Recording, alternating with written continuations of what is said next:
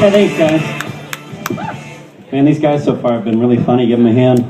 Thank you. Yeah. Stop. No, I'm kidding. They're great. I thought I'd try something different. They've all been funny. So I'm going to start out with my 3-joke Princess Bride set that I wrote at the bar at 3 in the morning last night. You've all seen The Princess Bride? Thank you. So my biggest problem with this movie, and I love this movie, but as I get older, I have a problem with the writing. I just watched it a couple days ago. And there's something wrong with the geography here.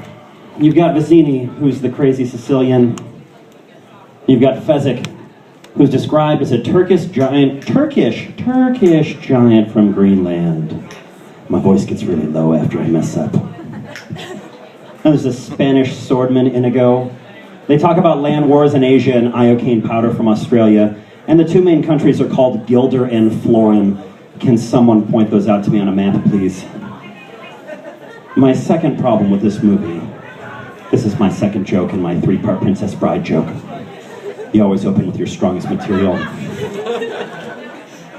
My second problem with this movie is that when the man in black, who we all know as Wesley, has kidnapped Princess Buttercup, they're on a hilltop and she's describing her love for Wesley.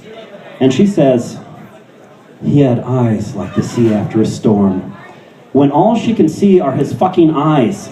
It's literally the only part of her face that she can see. Doesn't recognize him. The third thing that I'm going to say now, my third joke in the 3-part Princess Bride joke, is that I do love the movie enough that I've incorporated it into my everyday life.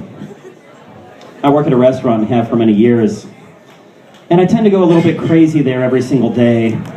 It takes about 5 minutes before someone, whether they're eating food or not, asks for a side of ranch.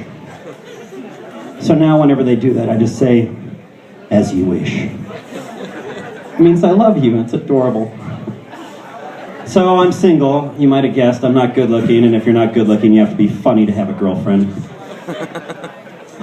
My last relationship was going really well, and she said to me, "I think we're ready for monogamy." And I was actually really excited. I cared about her a lot, so the next time we were hanging out with her best friend, I'm not even doing that low voice shit anymore. I've been drinking, fuck it. The next time we were hanging out with her best friend, I suggested a menage a trois. So yeah, I'm single. I spend a lot of time on my own. My 2 biggest hobbies are ice hockey, which my buddy Biff loves. Yeah, thank you, Biff. And karaoke. So I'm really excited that the hockey lockout is over. And I think it's good for the players, too.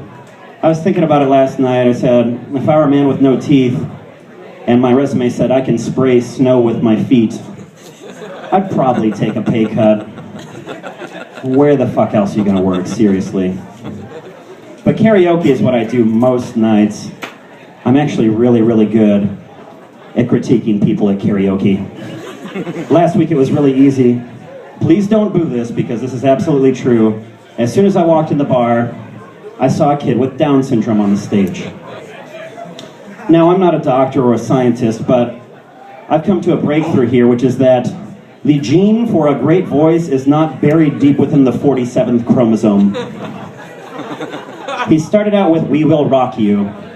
I'm not going to imitate his voice because that would be disrespectful, but I will say, you know, everyone was putting up with it for a little while, and we clapped when the song was finally over, but what we weren't prepared for is that "We Will Rock You" goes straight into "We Are the Champions."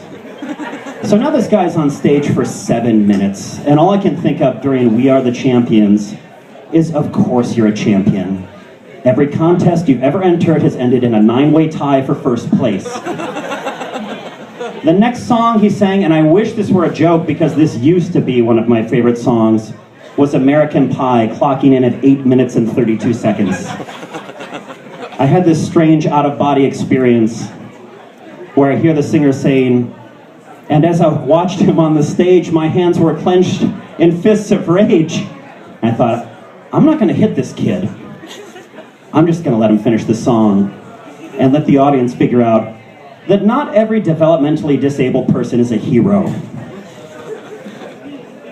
He was actually better than the guy who went on after him. It was an Asian kid singing Eric Clapton.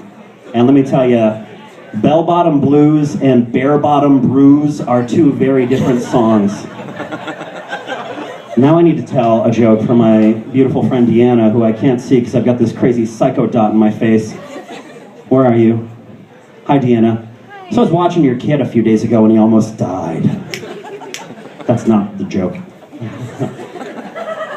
Chad had to go hang out with his girlfriend and asked me if I could watch the baby for a little bit. It was time to feed him. And unbeknownst to me, the baby had food allergies. I was actually mad at Chad because I feel that it's the parent's responsibility to let me know if their kid is allergic to choking on food.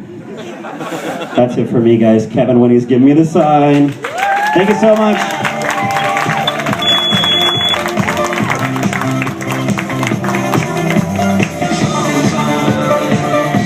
Sorry, I was jazzercising. Give it up for Eric Cross, everybody.